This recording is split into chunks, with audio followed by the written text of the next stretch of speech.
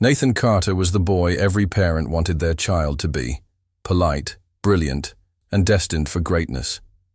Julia Carter was the devoted mother who believed her son could do no wrong. But on a cold November night, everything shattered when George Carter, the proud and loving father, was found brutally murdered in his own kitchen. What began as a supposed break-in quickly unraveled into something far more sinister. Beneath the perfect facade lay a dark truth no one could have imagined, and the son they trusted became the suspect no one saw coming. Nathan Carter was the kind of young man people in Milltown spoke about with pride. At 18, he had everything going for him: a spotless school record, a charming personality, and the kind of gentle nature that made adults trust him and younger kids look up to him. He helped elderly neighbors carry groceries, stayed after school to assist teachers with organizing classrooms, and on Sundays played the piano at the local church with a calm grace that often brought tears to the eyes of the congregation. He seemed to glide through life, untouched by the chaos that often found its way into even the most peaceful towns. His family lived in a modest yet warm brick house at the end of Willow Lane.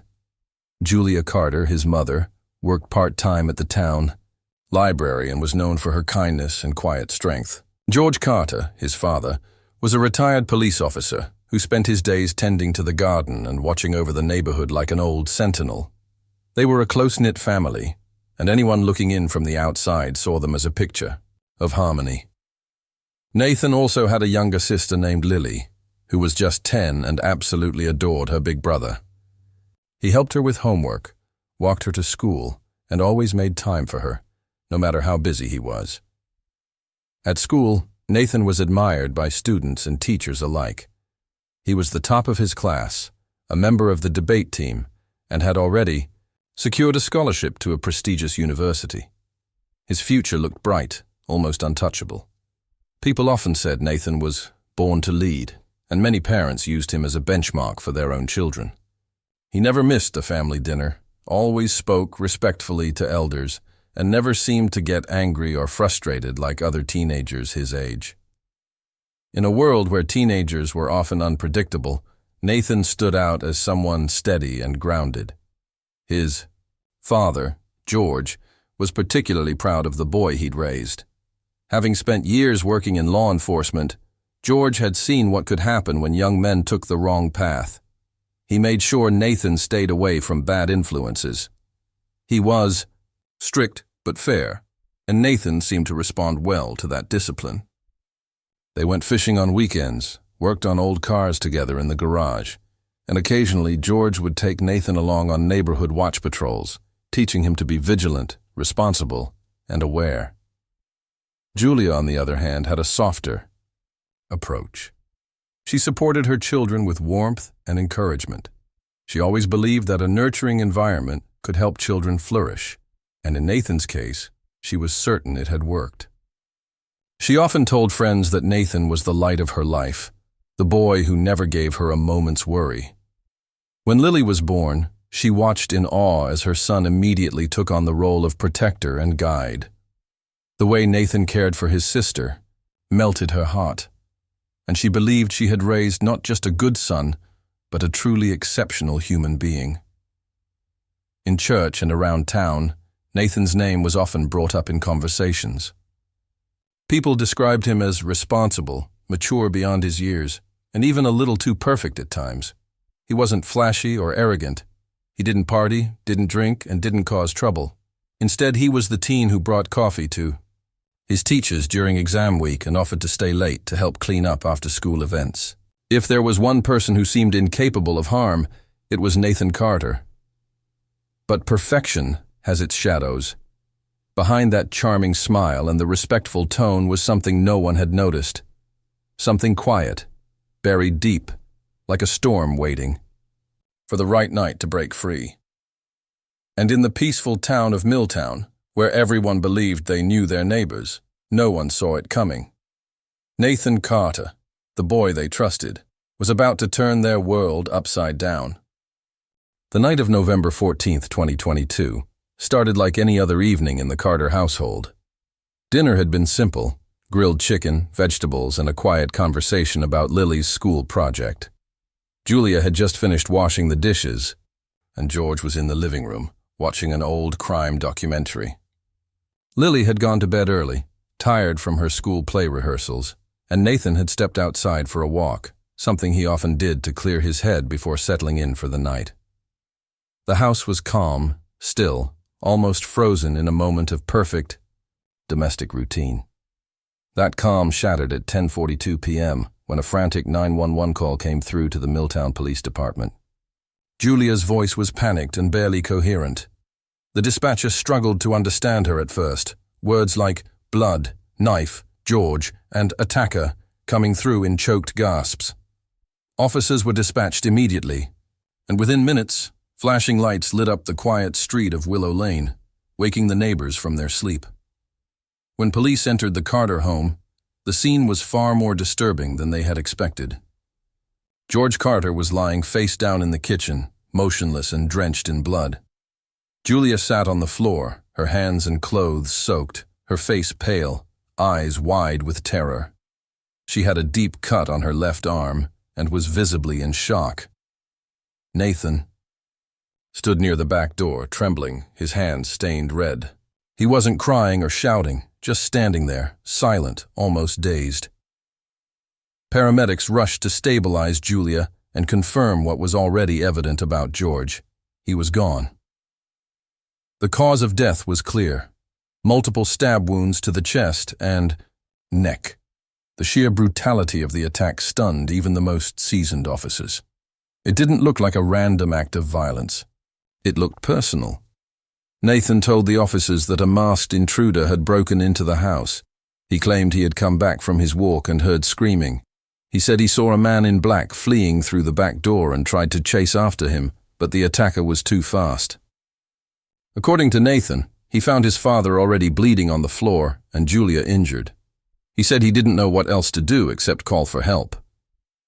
At first, police treated the situation as a home invasion.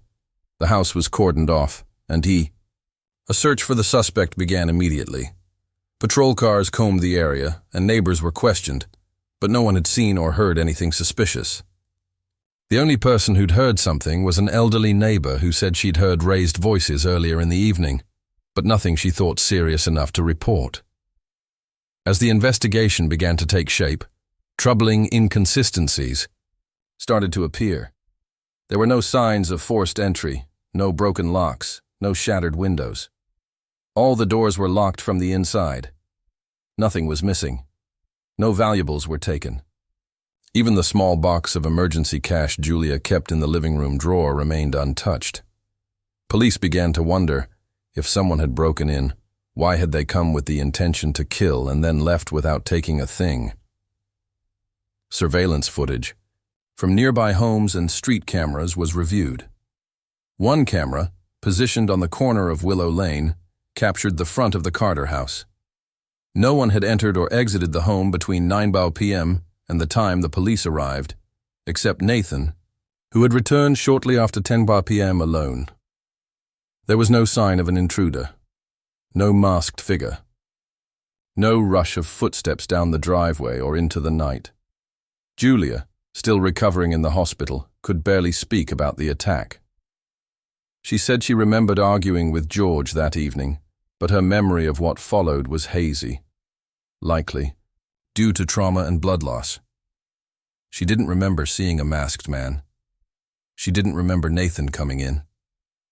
For the first time, suspicion began to shift. And quietly, the question no one wanted to ask started to grow louder in the minds of the investigators. What if the perfect son wasn't telling the whole truth? As investigators continued digging into the Carter household, the pieces of Nathan's story began to fall apart. What once seemed like a tragic home invasion was now looking more like a carefully crafted lie. The detectives, led by veteran investigator Carla Monroe, decided to shift their focus, no longer searching for a faceless intruder, but instead trying to uncover who Nathan Carter really was beneath the golden boy image. At first glance, Nathan's life still appeared flawless. Straight A's, glowing teacher evaluations, spotless attendance. But when detectives began interviewing classmates and teachers more closely, a different version of Nathan emerged. A former classmate mentioned how Nathan could become angry when things didn't go his way, throwing books, punching lockers, even once threatening another student during a heated debate practice. The school had handled the incidents quietly, choosing not to involve law enforcement to protect Nathan's college prospects. His father, George, had used his influence to make sure nothing stained his son's future. On paper, Nathan remained the star student, but in private, he was unraveling. The real turning point in the investigation came when a financial audit of the Carter family revealed something disturbing. George had recently discovered that over $15,000 had vanished from Julia's savings account. Julia herself had assumed she'd made a mistake in her records, but George had suspected something else. Digging deeper, police found that Nathan had been using online betting sites under a fake name. His gambling addiction had started small, but over the past year had grown out of control. By the time of George's death, Nathan had accumulated nearly $60,000 in debt, borrowing from classmates, using stolen credit cards, and emptying out secret family funds. He had even taken out a high-interest loan using a forged signature, and the lenders were starting to call. George had confronted Nathan just weeks before the murder. He'd been furious, disappointed, and had given his son an ultimatum: either come clean and seek help, or face the consequences. George had also cut Nathan off financially and threatened to report him to the police. Witnesses recalled hearing George mention to a friend at the gym that he was struggling with how to deal with his son's growing problems. "Nathan's not who I thought he was," he reportedly said. Detectives obtained a warrant for Nathan's phone and laptop, and what they found made it impossible to keep believing in his innocence.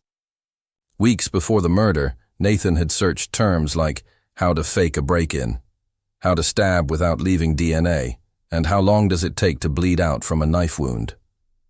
On the night of the murder, he had deleted several text messages and browsing history, actions he likely thought would go unnoticed. But forensic analysts recovered them, uncovering even more damning evidence. A message draft he never sent that read, "He's going to ruin everything. I can't let him."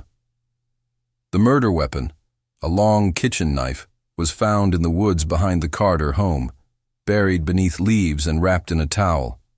Nathan's fingerprints were found on the handle, and traces of his father's blood confirmed it as the weapon used. Surveillance footage also showed Nathan entering the backyard from the side gate less than 10 minutes after he claimed to have returned home from his walk. Julia, still recovering from the trauma, slowly began regaining pieces of her memory. She remembered George yelling, Nathan entering the kitchen, and then sudden chaos. There was no masked man. There was no chase, just the sharp sound of metal, her husband's voice screaming, and then silence. What began as a shocking tragedy was no longer a mystery. It was a calculated act by a son who felt cornered, desperate, and betrayed. And the mask he had worn for so many years had finally fallen away, revealing something no one in Milltown ever expected. The trial of Nathan Carter began 5 months after the night that shattered the quiet calm of Milltown. The courtroom was packed on the first day, filled with townspeople who had once spoken his name with pride. Now, they came to witness the truth unfold, to understand how the boy they had admired could be the center of such a horrifying act. Julia Carter sat quietly in the front row, a fragile figure wrapped in grief, her face pale and expression unreadable. Lily, too young to fully comprehend the depth of what had happened, was being cared for by Julia's sister out of town.